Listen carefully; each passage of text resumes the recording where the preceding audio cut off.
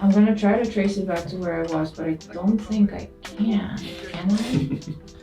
I mean, it is on film. It is on film. It is on That's film. true, but we're not gonna go like we're trying to do this as a Naturally. natural, Like one shot way as possible, yeah. one shot way as possible. I think like we're just having a conversation. Like the point of Network of Empathy is not like, you know, we're showcasing people How smart as they are. personalities or Right. as their roles in society or whatever. We're just trying to showcase people for what they are going through, what their experience is, and what they can share about that experience, and that's pretty much it. So I'm Kit. Full name's kind of long, like Kitsanin Tanegutata. Like that would be the full thing. Basically, I've been in Amsterdam for about 7 years-ish. Came here for the first 3 years for university, and have since kind of worked in the food industry for the whole time. It was not really under anyone or with any organization. It was my own pop-ups and then my own restaurant. So in a way, I would say I've worked in the industry, but it's comes with a caveat of that being quite a vacuum, so to speak. I did culture analysis, so mostly trying to examine cultural objects through different sort of philosophical, sociological lenses. And for work, I put fish on rice. So for me, it was, as far as third culture goes, some people kind of grew up having their parents come from two different cultures, and then they're raised in a country where none of them have any roots in.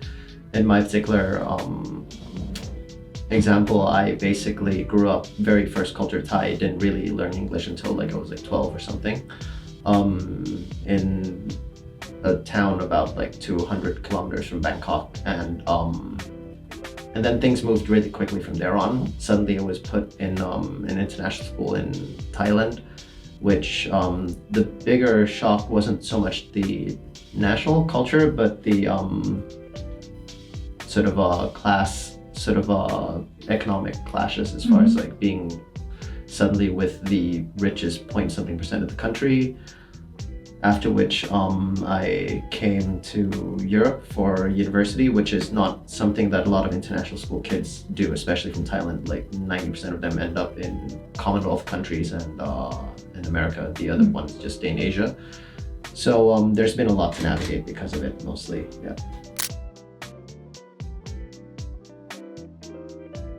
In terms of feeling, I know this one quote by Anthony Bourdain where he says that like you can connect to any person in the world around the subject of food.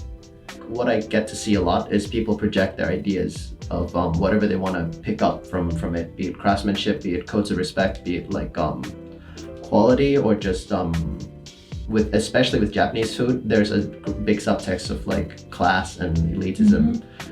In the sense where it's like doesn't really quite matter which city you're in. Like if you find Japanese fine dining or even Japanese normal dining, it's just it's always the expensive ones. So those are things I navigate, and in a way it does help me connect with people because people want to share excitement about it with me.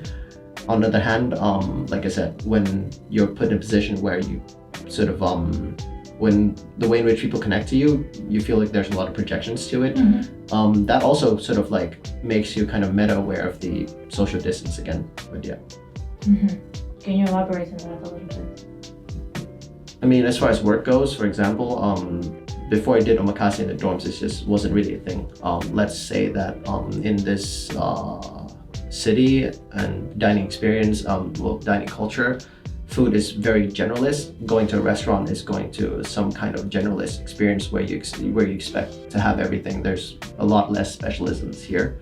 So I felt that if I were from here, if I were Dutch, I will either internally like I will internalize all these ideas about how kitchens and restaurants have to be generalists, so that even if there's nobody stopping me from becoming a more specialized experience, I can't quite access that. Or in the industry, people always try to steer you towards sort of steer like creatively towards that area, whereas because people kind of like, I kind of had the reputation of doing something very specific, very different, and very niche. When, let's say I want to consult with a design studio to come up with ideas to design the restaurant, or project managers to build some things, they're a lot more open to completely counterintuitive ways of doing things. So I guess I was using that part of it to extrapolate to like a lot of areas in life here, not just work, where because you're not from around here, not even from like the neighboring countries, then yeah, without preconceived notions, people just assume that, you know, whatever you do, like norms here don't really apply to it.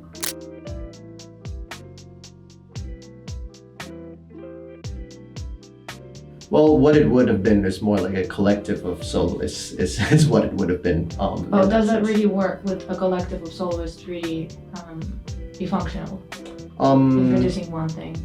It is hard, but it has to be done. For example, the way in which like sushi works is a lot of the work has to be chemically strung together with one thread, and it's a lot easier to sort of like for that single thread to be done through one person.